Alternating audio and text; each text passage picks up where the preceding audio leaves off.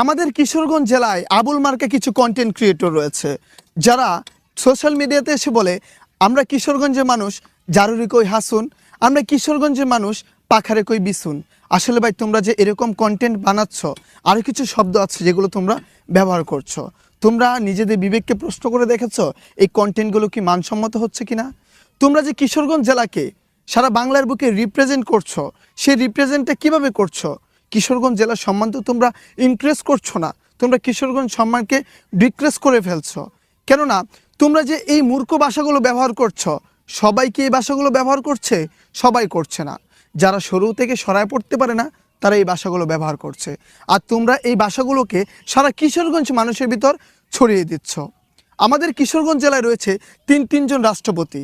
এমন কোনো জেলা দেখাতে পারবে যেখানে তিনটা রাষ্ট্রপতি আছে, রয়েছে বিখ্যাত কবি, রয়েছে আরও বড় বড় লোকজন? কিন্তু তোমরা আমাদের এই কিশোরগঞ্জ জেলাকে এমনভাবে রিপ্রেজেন্ট করছো যে রিপ্রেজেন্টের কারণে বোঝা যাচ্ছে যে আমাদের কিশোরগঞ্জ জেলা গেও এবং খ্যাত এবং মূর্খর আড্ডাখানা এই কিশোরগঞ্জ জেলা।